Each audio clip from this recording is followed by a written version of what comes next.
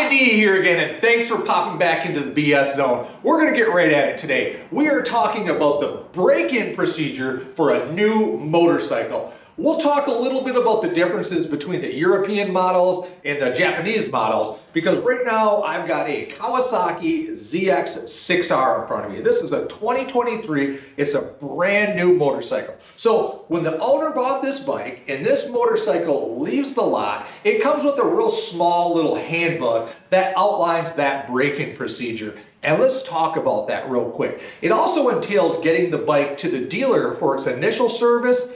We'll talk about that separate. But break-in procedure, there's two main things that are really emphasized in lots of chatter all over the web, all over social media. And that has to do with the initial oil changes of the motorcycle and the RPMs that you can ride the motorcycle at while you're breaking it in. Now, getting back a bit to the European versus the Japanese bikes, there is a difference here. So, quick sidebar. The European models, hey, they are imposing this on you. If you own a BMW S1000, Aprilia RSV, or a new Panigale, those bikes, they all come from the dealer with the RPM restricted. So you have to do what that manual says, and you really can't get around that until you get it back to the dealer in unrestricted after you've done that break-in procedure and probably get suckered into them doing that initial service as well. That's a whole other topic. But let's get back to this bike here and those couple things that are really pushed upon you to think about during that break-in procedure. So the initial oil change, that's really less of an issue for people and less of a question because we understand what fresh oil does to the bike. So the motorcycles come with oil in them, and it's often got a motor, like a cutting agent in that break-in oil. And you kind of want to get that out in case you have material floating around in the engine. Most of these manufacturers, I think it's somewhere around a recommendation of 500 or 600 miles. They want you getting that oil out of there. Hey, you can do it sooner. That'll help you out, get that crud out of there.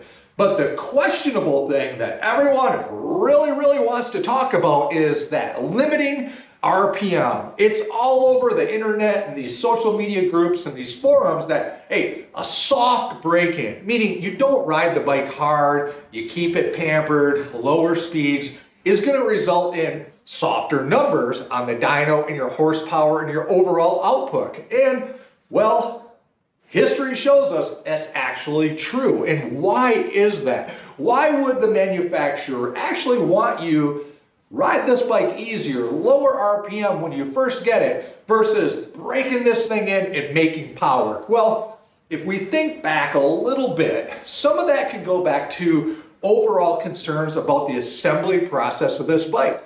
There's another YouTube content creator who just made some good content about a build he's doing on a 2023 ZX10R. He's tuning this, he's putting exhaust on it and some other things. I'll tag him in the description. But hey, brand new bike, he's breaking it in on the dyno and he realizes the radiator bolts are about to fall out and the radiator's gonna fall off. Let's think about that situation. When these bikes are manufactured, they're going through an assembly. There's people doing each aspect of the work. And when this bike hits the final user, there's no mistaking, we're speeding, we're hauling the mail on these things. When you look at the break-in procedure, if there was something to go wrong with this motorcycle, like the radiator fall off, hey, there's a little bit of less liability involved if that happens going 20 miles an hour versus 120 mile an hour around the track. So there's some things to think about when it comes to the reasoning behind doing a break-in procedure, some assembly, some safety. Hey, these manufacturers want to make sure you're that new kid, you're that new guy, you just go out and get your new ZX6R, it's your first bike. Hey, in 500 miles, you may get better grips of the handling, maneuvering, and how to ride this thing, familiar with the power before you open it up and get right on it. So there's a little bit of psychology behind that whole break-in procedure. Now, when it comes to the motor, so you can contact, different motor assemblers, different specialists on building engines. And time again, you can do research and they will tell you breaking the motor in hard. Now, I don't mean abusing it, but I mean riding it through the entire range of the RPM, through all the gears, up through speed, and letting the motor get hot. Letting it heat cycle hot and cold is going to produce better numbers. All those moving parts that operate under stress, heat, and compression, well, they're pushed to their maximum capacities. The valves, the pistons, all those parts, they actually seat at the correct tolerances of the full maximum spread of what they can do. Now, we're talking, micro differences here in pressure, in seating of valves, in the valves in the head, and all these things. But when you're looking at the performance of these bikes and you're chasing numbers, you're also looking at very small variables to increase, a little bit of power here and there. And hey, if by riding your bike a little bit harder and breaking this bike in the way you're gonna ride it causes you to get 2 or 3 more horsepower at the end just because you're riding it right, hey, that's the same amount of horsepower as you're gonna get from maybe spending $1,000 on an exhaust. So, hey, are you actually ruining your bike by breaking it in? You're not gonna cause damage to it, but hey, it pulls you in. Are you ruining it in regards to, is it ever gonna be capable of making the performance numbers that it could have if you broke it in differently?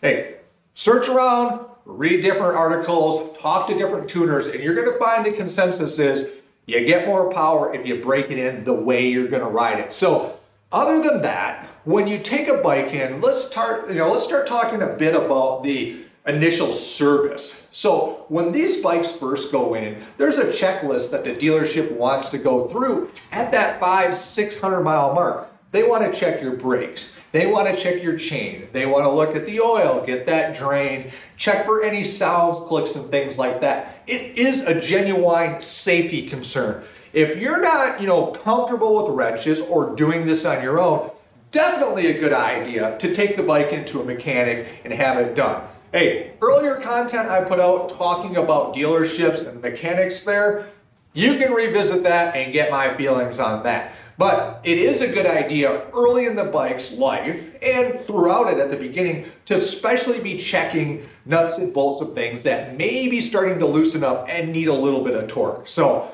something to keep in mind. Well, that's it. Still keeping them short. So if you are breaking your bike in soft, you're probably breaking it in with a little bit lower power. So if you've got a new bike, it's spring 2023, get that thing out there, make sure the nuts and bolts are tight, and give that thing what it's got.